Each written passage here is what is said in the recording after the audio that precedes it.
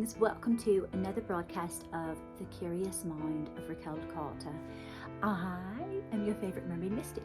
So today's video is going to be the second portion of Queen Anne of Boleyn, and we are going to continually decipher through this mediumship what she is trying to say and what her messages are. Now, as I was preparing the cottage and cleansing the cottage, doing a bit of housekeeping, darlings, there was many things coming in from Mrs. Sweet Anne. So I'm going to share those before I begin the official channel, because I wanted to share what things were coming in as I was going about the cottage, okay? Before I continue as well, I want you to remember that these messages are for entertainment purposes only and for illumination. What Queen Anne would love for us to know about her life and about all of those involved. And as well as this is not my opinion, nor is it fact. It's merely what I'm picking up from the psychic realm as I've been channeling Dear Anne. I don't know why, but I always want to, perhaps she wanted to be looked at as Dear Anne, because I'm feeling already, as I was speaking and just, scuffling around the cottage and pottering about, I felt the sense of her not wanting to feel as though and see, I'm getting very dewy-eyed, is that she does have a story that she wants to be told, and it is that she was not a conniving person. She was not a victim, and she really wants this to be told, that she was not a victim. It was fated, and she embraced Henry, and she loved Henry so much, and it was a very swift experience for her. And when she met Henry, you know how sometimes, because I'm being shown, sort of like it's a destiny, and like I said, it was fated, and it was a very swift experience with him. And she came with grace. She presented herself with, she's quite young-hearted in her spirit, and she was witty, she was a bit witty, and she was also very open and very charitable as well to him. And she was so pure in the sense that there was some things that moments of her seeing Henry for that display of vulnerability, but because we are mere reflections of everyone that we come in contact with, or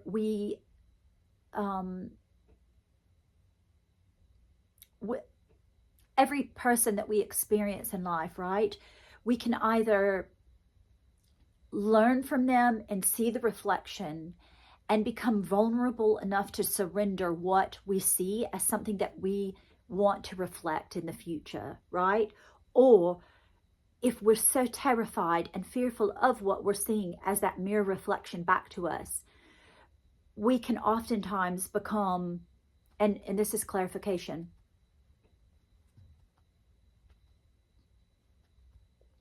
confirmation there, that Henry, when he saw and experienced Anne, there was this massive drawing to her, and it was because he saw in her what he truly desired to be within himself. But he could not go there, and he was not willing to sacrifice his own vulnerability. Do you know what I mean? Like, for example, he wanted what Anne had, which was this sense of openness, this sense of love. And rather than receiving that, because of his own insecurities, he became very, very fearful, and in turn very quick and rapid, and went to conclusions, jumped to speculation, and out of fear of his own insecurities. So therefore, then what he did was almost, I'm hearing the word overdrive. He completely catapulted this sense of his insecurities, and outwardly and aggressively seeing it as deceit and deception and conniving and bitter control. He needed to gain his control back, and he knew that because I am king, this is what I'm going to do. So rather than surrender to it, of realizing, he manipulated things the way that he wanted them to go, and he did it in such a rapid pace that I do believe, like pulling on Henry's energy a bit in this reading, I can feel as though, and this is what I'm picking up from the energy, okay? Do you understand? I'm picking up that Henry, because he was in such a rapid sense of trying to fix this situation that had happened, you know, like trickery and trying to pull strings and move and maneuver and things of that nature, that he was so quick to do this, to have Anne put to death, that now as he's on the other side, he has absolute complete sadness. He has a bit of sadness that he feels bad that he did it so hastily, because he realizes now on the other side that because of his own, he's had, you know, how long has he had? He's had quite a number of lifetimes to figure this out. And I'm feeling as though, like, it's hard for me to swallow. And I feel as though his energy is saying, you know, I did it in such haste that because of my own insecurities, he's had a long time to, lifetimes to work through that on the other side, because that's what happens. You continue your life on the other side. You're just transitioning out of this particular lifetime, and then you will re-emerge and re-emerge and re-emerge to filter out and to auto-correct that inherent, what is the word, darlings, that I'm trying to find? Pardon me. You must rectify it, okay? As you come, you don't have to come back. You don't have to re-emerge as a reincarnated being. You don't have to. But normally everyone does want to, because there's no human emotions on the other side. You understand? There's no human emotions, okay? There's nothing, when you hear the word fear on the other side, fear is just a word. It has no feeling on the other side. You understand? But you are able to articulate and understand from a human perspective, because you embodied a human body. So you know what a human is feeling in that sense. But as you've transitioned to the other side, darlings, you do not have the human emotions. So you can logically look at things from the perspective without any emotion. You know, you're not feeling the death of, say, for example, Anne doesn't feel, she doesn't feel that. Do you understand? There's no, it's severed. Okay, so when I'm hearing the word, she's saying severed. When you feel the severing of her neck, you don't feel that on the other side. Do you know of it? Yes. Okay, so she's showing me, this is an example. Now, you might not be able to understand, not everyone, so maybe I can come in with some different examples. But Anne is saying, if you've ever birthed a child, and do you understand when you get an epidural, okay? She's saying, do you know how, you know that you're being cut upon, you know that the child is coming out of the birth canal. Do you understand? Okay. And if you've had an epidural, you don't feel anything, although you know that it is occurring in this actual time, but you don't feel any pain, okay? You might even feel a bit pressure, but it's not pain. It does not hurt. This is how she is explaining life. When you pass and you transition over to the other side, darlings, that's what it feels like when you're re-emerging to look upon your life as it's sort of, you're getting an a version. You're seeing it, you know, on the, you're seeing your life. This is how I see Raquel sees in visions, okay? You see it, but there are no feelings towards it, which I know that it's difficult to understand, but that is a very clear indication that if you've been a mother and you've had an epidural, okay, so for example, she's saying, okay, so when she's looking back, she doesn't look horribly upon Henry. She does not look upon Henry as horrible. She knows that, you know what, that was our lifetime. That was the union that we expressed at that moment in time.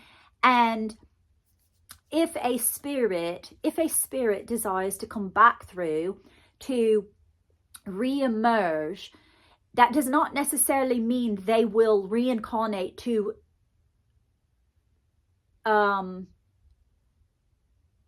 why am I hearing double mint gum? Twins? Oh, okay. So are you saying, okay. So she's saying that does not mean that you will become exactly, you know how it's, for example, she's saying twin. Okay. So when a twin, they will come maybe in the same, they look very much similar, but they're two very different people. This is how she's saying, look at that when people re-emerge and they reincarnate, this is what happens, darling, that you will receive aspects of that person, but you have the opportunity to reincarnate with certain aspects of that particular person. So, for example, okay, what are you saying though, Anne? Are you saying that, okay, but are you saying that you reemerge as a queen necessarily? Okay, no, but if you desire to reemerge, you can reemerge as that particular, if you were, for example, you wanted to become a queen again, yes, you could, but it would have to be where the one person, what? So the one person, okay, so the one person must be passed for you to reemerge into another, but you will only receive aspects of that. Can you please explain that further, please? I don't understand, darling.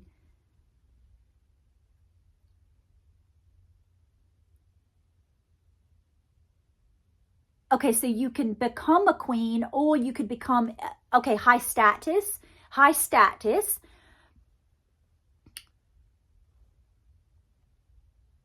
Okay, because I'm hearing very much it's not what people think it is. People have it misconstrued. Okay, but Anne, let me ask you this, darling. What about people that are saying like the Nostradamus, and they are saying, oh, this person will come back in, and for example, and you're the queen, you were the queen, but you come back as the Duchess of Mrs. Markle, and then Henry is supposedly Harry. Is that confirmation? Yes, to a degree. Okay, but what do you mean by to a degree, darling? Again, as I was stating before on the first version of this video, aspects of me, but everyone has their own free will. Mrs. Markle has her own free will. But is Megan the reincarnated version of you, is what I want to know, darling.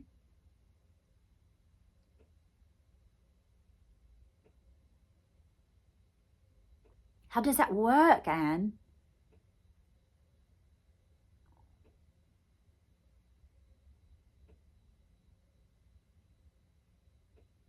Okay, I feel my top lip going numb. Numb. Numbing. What are you trying to say? I don't understand.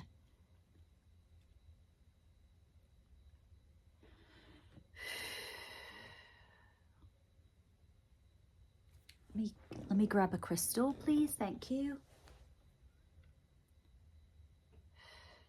I feel like she's calling me to clear the space.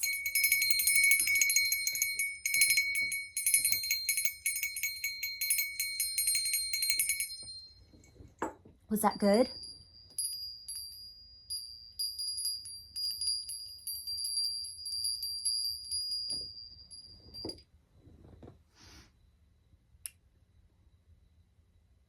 Oh, okay. So as soon as I did that, I feel as though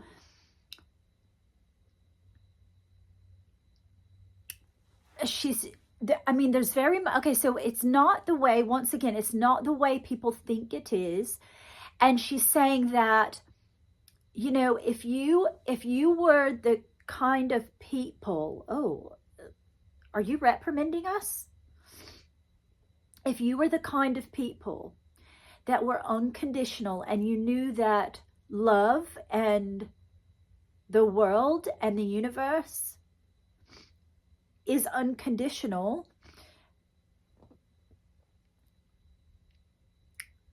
you look at me upon this very like poor person, you know, oh, and I wasn't a victim is what she's saying. I wasn't a victim. I performed a role. That was a role when I was incarnated, I knew of.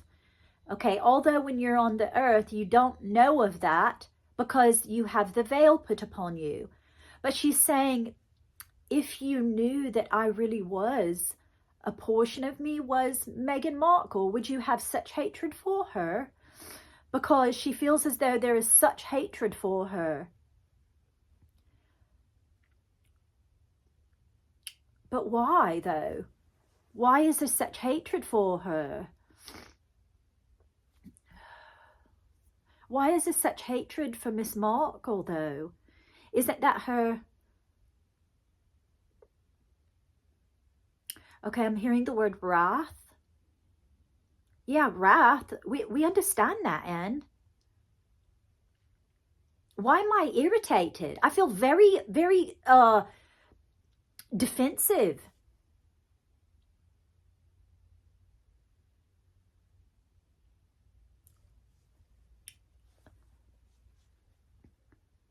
Why do I feel so defensive?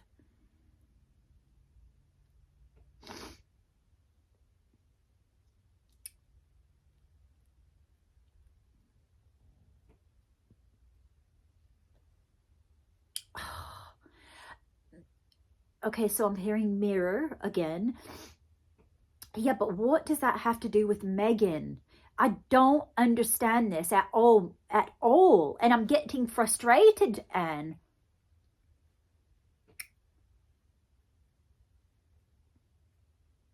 Okay, I feel as her, she's saying, settle yourself, Raquel. It's all right. It's a lot to take in. The energy is big.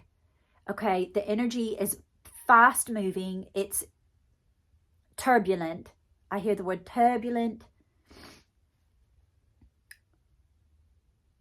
When did you pass? I don't even know anything about you, darling, because I'm hearing her say, well, this is hundreds of years. Is it hundreds of years? When did you die?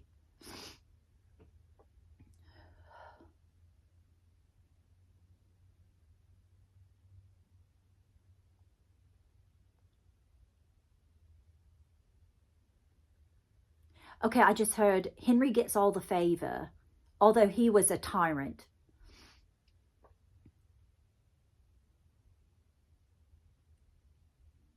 Oh, him being a tyrant. Oh, okay. So is Harry,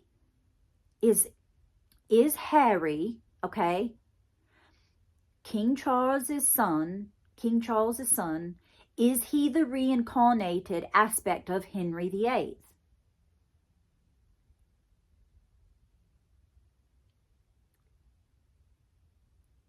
Okay, I'm shaking my head. Yes. Does that mean yes? And again, aspects. Every human being, even though they may have been reincarnated, they have the aspect of that particular person. But that does not mean that they are literally going to, oh, okay, they're not, that does not mean that they will come and do the exact thing. Well, obviously, I know that because, I mean, we don't even have beheadings. And she was a little bit snarky there. She was like, yes, I understand that. I know that.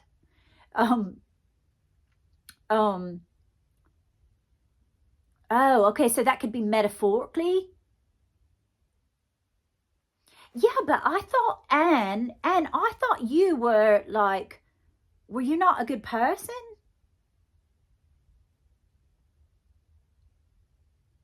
I don't know much about you, Anne. So I feel like as though, okay, so I feel like she's saying, well, that's why you're a good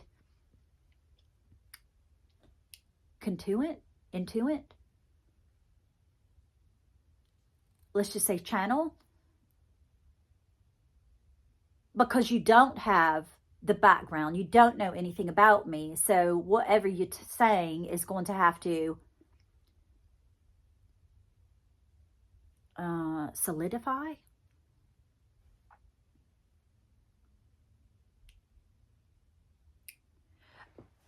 Honestly, I feel like this is all over the place. It's absolutely all over the place. It's driving me bonkers.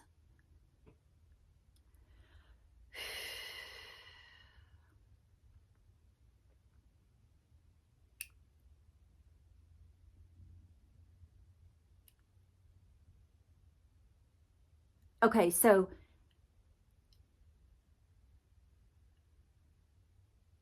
you must come back. If you decide to come back and to reincarnate, as you were saying before, if you come back and reincarnate, you take the aspects that you feel were never flushed out. Oh, so there's sort of like a reckoning with the personality. You've got to reckon with that soul. Or no, not soul. Okay, no, not soul. Oh, you've got to clear it out. You've got to clear it out. Oh, okay, so now I'm getting it. Okay, so now I'm seeing Henry. And because he had her head, her head was severed, okay?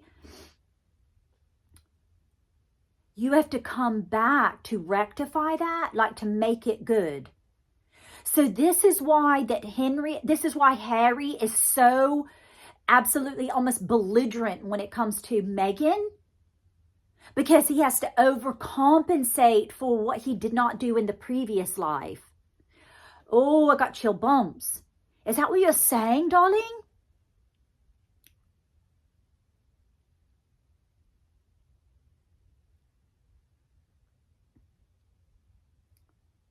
Yeah, to clear it out, you've got to overcompensate. You have to clear it out. And so it can seem a bit dodgy at the beginning because humans don't understand what's happening here. There's bigger things at play that people don't understand, that don't see.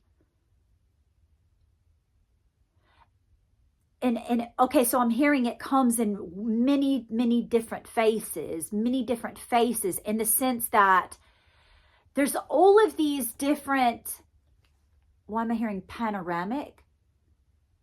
So what is a panoramic? That's like this kind of view? Is that what you're saying? Yeah, people don't see it from the viewpoint of the higher self. Oh, okay. And that also doesn't mean that they're actually going to get it right this time around either. Really? Really? So they'll reincarnate until they've cleared it, completely cleared it from like generational and all of the things. And if they keep, because we're, oh my God, because they're free agents, right? Every time we reincarnate, we get the veil put over us. So even although you reincarnate to another version of that person, right? Okay, so she's showing me this violin. She's showing me a violin. Okay.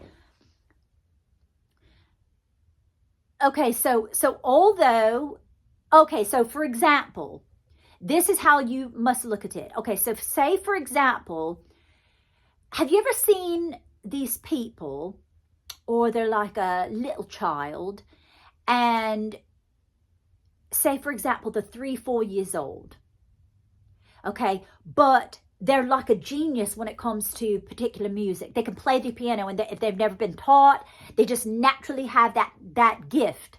It's naturally that gift, right? Well, this is what happens. Although they're only 3-4 years old, but they're genius in that area. This is how people reincarnate. So say for example, it's a Mozart or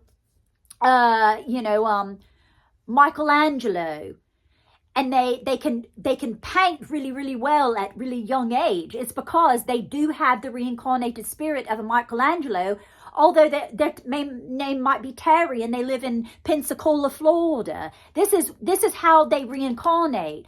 So you get to choose beforehand when you're premortal, okay? When you exist with source, okay, when you're a god, but before you incarnate into the body, you can say, okay, this was the spirit of, say for example, I might say I'm the reincarnated spirit of Beatrix Potter. Although I don't look like her, I might say, hey, I want to grow up in Florida, but I still love the aspects of the English countryside. And that would make sense why I would want to speak British, RP, or,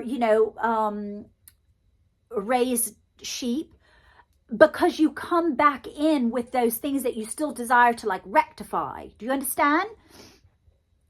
And perhaps, oh yeah, confirmation there.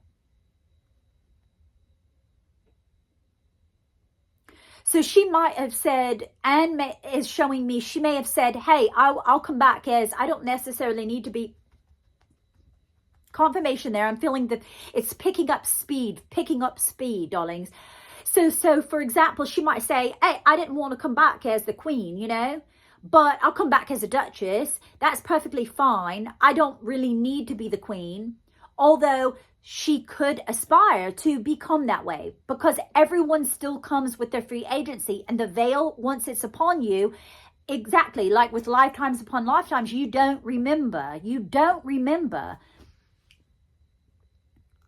Is that what you're saying, love?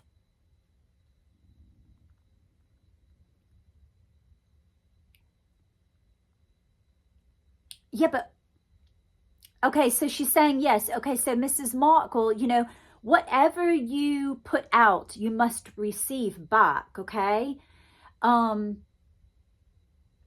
So once again, this is a teaching moment for mankind, that you are a mirror reflection of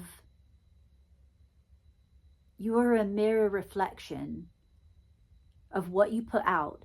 So if you, for example, is that what you're showing me? Do I want to say that?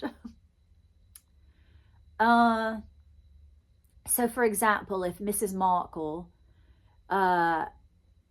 gossiped, or she was unkind to people, or she told some porkies, or she was deceptive, she's going to receive that back tenfold.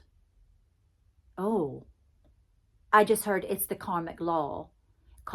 You must receive what you put out in the universe. Okay, so she's saying yes, it's very much like the golden rule, right? Do unto others as you would have done to you. If you do those things to other people, it will have to come back tenfold and boomerang. So everyone, so everything that is represented in your life, because she's saying, look at me. Why am I hearing Anne of Green Gables though? And with an E. And with an E. And with an E. Are you trying to give me a message, darling?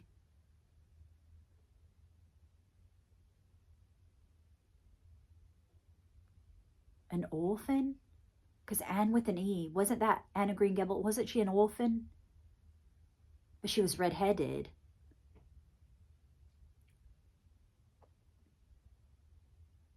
An orphan.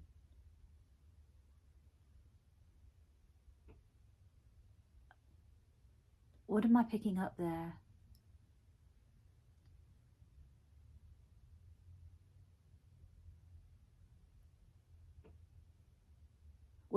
Was Henry an orphan? Is that what you're trying to tell me?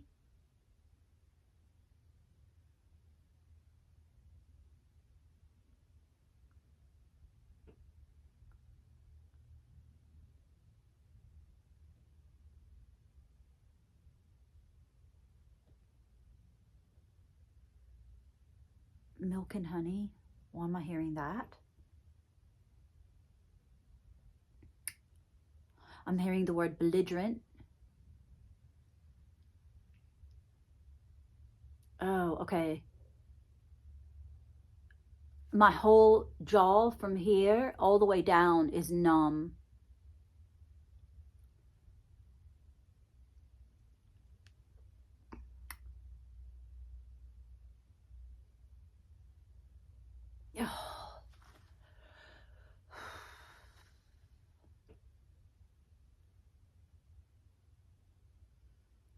Oh, because I feel like this is like she's taking me back to like right before she's about to be executed.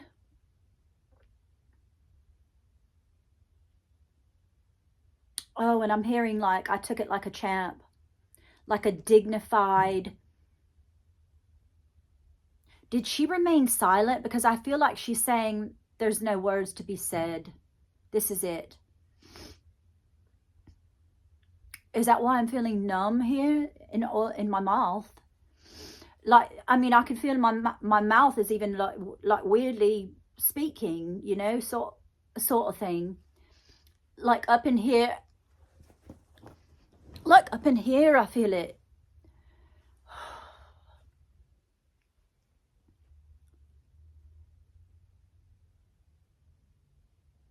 Did they ask you if you had last words? Like, do you have something to say?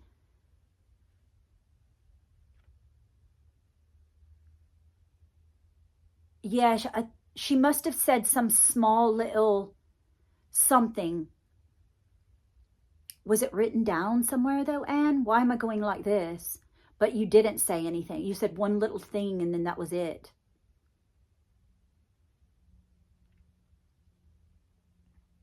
Because I'm hearing my fate was sealed.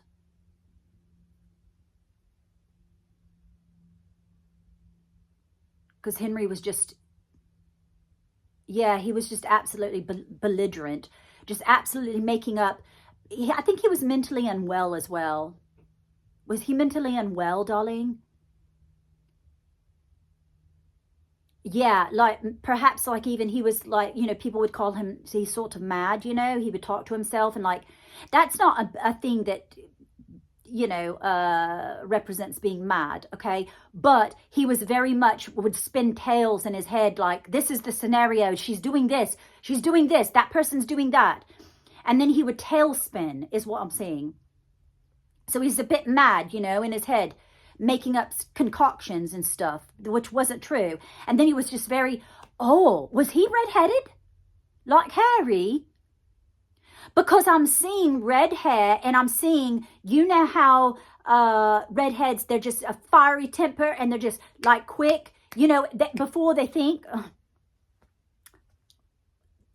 Should I take offense to that, Anne, because I'm redheaded?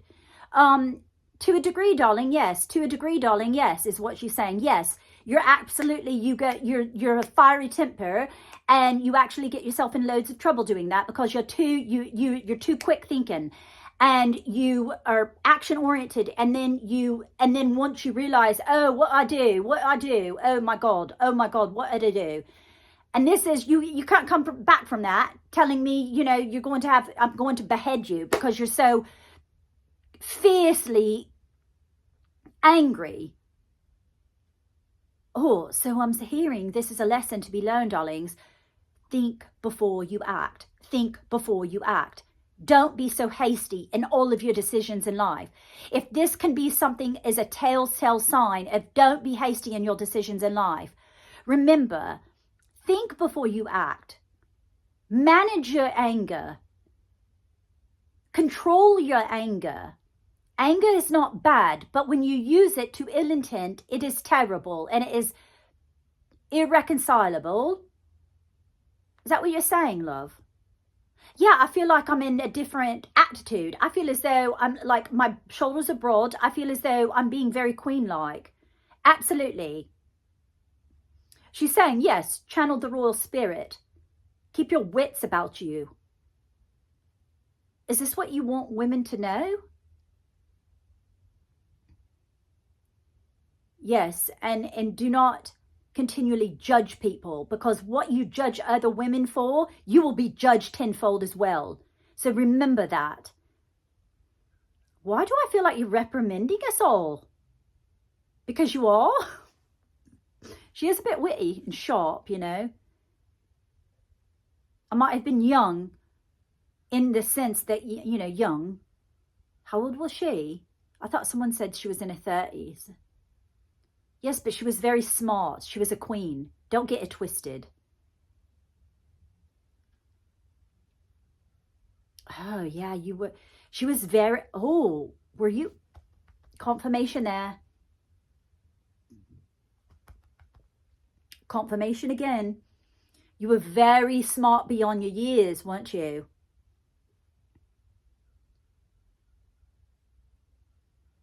Oh, God. Okay, she's saying, you know what? You can say all you want. You can not like Meghan all you want. But she became a duchess. Just like I became a queen. And you can say what you want.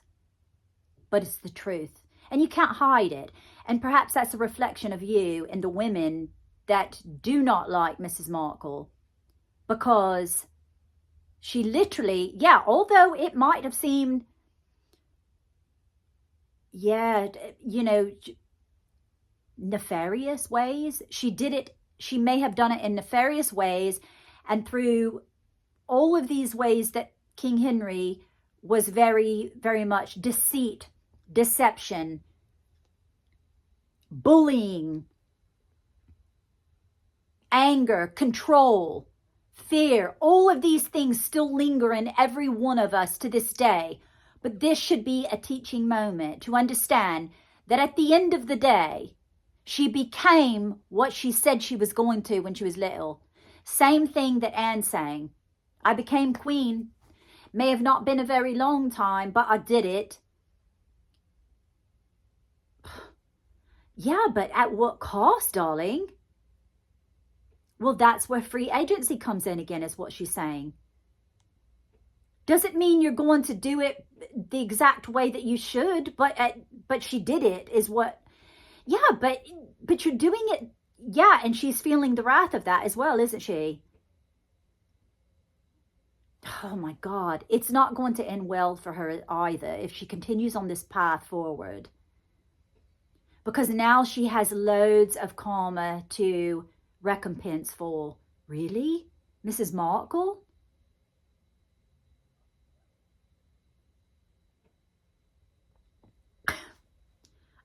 Should I say that? I mean, she's funny. I mean, but that's not very witty, is it? I mean, she basically said, yeah, and she's not going to get out of it alive. Is that metaphorically, though? Oh, character assassination. Like her character will be absolutely assassinated. Well, it's already assassinated, isn't it, Anne?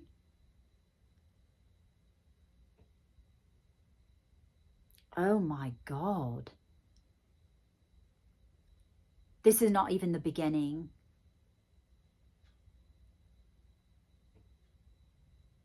I feel like she's saying, you know what, let's go on to Henry. Let's have a go at Henry. Let's have a go at Henry. She does not have hatred for Henry. Every time I feel her thinking on Henry, I mean, you know, their spirits chat with one another, yeah. They're very much at peace together. And I know that sounds absolutely bonkers. People are going to think that is absolutely barbaric, that someone would think that when you hear this channeling. You're going to be like, yeah, Raquel's gone off, you know. But what the humans don't understand, what human beings don't understand, is what happens on the other side. This is why it's so intriguing. Is that right? Yeah, that's right. Can you put it in the comments? Did King Henry have red hair?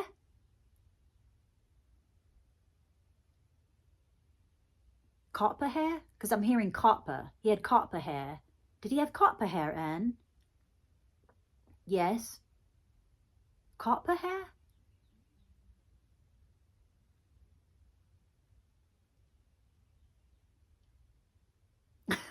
I'm hearing her say, yeah, and he had a bit of a weight problem as well. Did he? He was large? I should know my history better than this, and I don't. He was a bit large. Stout? She's saying stout. He was a stout man.